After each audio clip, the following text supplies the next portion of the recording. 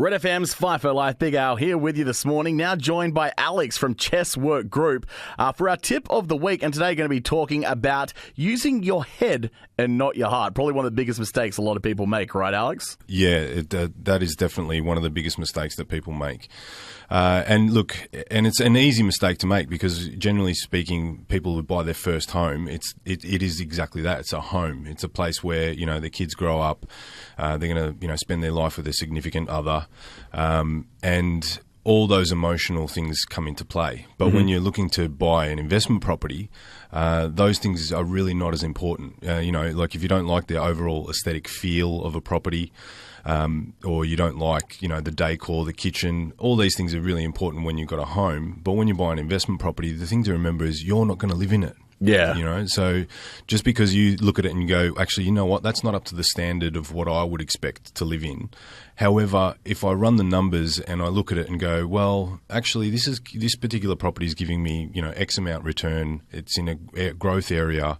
And, based on, vacancy rates in the area, I think this is going to be, going to perform really, really well. If it's got a kitchen that you don't like or decor, it doesn't really matter. What colour the walls are really doesn't matter, yeah. So I guess what kind of things would people be looking for if they're looking to use their brain, not their heart? Well, great question. The first thing they've really got to look at is the numbers. So is this going to perform for you the way that you want? So is it going to give you a good capital growth? Is it going to give you a good capital yield or a rental yield? Or is it going to give you a good tax return? So I like to get properties that are going to pay me three ways. I want to see income in terms of rent. I want to see capital growth, as in the property is going to increase in value.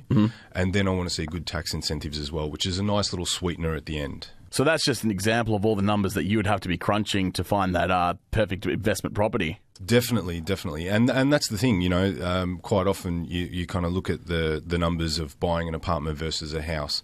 And a lot of those other hidden costs that people don't really factor in, like body corporate, all the rates, all those kind of insurances, all those things you've really got to put into, all your costings, So you can't just look at the rent and go, oh, look, this apartment's giving me, $400 a week and it's only costing me $300. It's like, well, if you read the fine print, the body corporate's $7,000 a year. So it's like, well, that's kind of another unaccounted overhead. Yeah, absolutely. Exactly. And it's not to say you can't make money buying apartments. I know I have myself personally. But having said that, it's like anything. You just got to run the numbers, make sure that this property is going to perform the way that you want for your particular situation. Absolutely. Well, we'll focus a little bit more on the positives of using your head. What would you say are some of the negatives of going with your heart? Well, one of the other negatives that I see quite often is when people buy a property that they think is an investment property, but it's really a property for their son or their daughter or other family member, and it's not really an investment property if you're going to charge them $200 or $300 under market value a week. What you've done is you've bought yourself a sinkhole for cash. Yeah, you haven't actually bought an investment property, and this is the thing. It's a good thing to try and help your family. I'm all for that. But at the same time, it's a bit like when you get onto an aeroplane and they tell you, put your oxygen mask on before you try and help other people. And that's what you've got to do. You've got to put your oxygen mask on before you try and help your son or your daughter or whoever else. Bear in mind, obviously, not to sound too morbid about it, but the more assets that you accumulate in this world, the better it is for you and your family in the long run anyway. Exactly. The more cash flow you've got that you can kind of help them. And ultimately, if you're worried about their inheritance, they're going to get everything you accumulate anyway.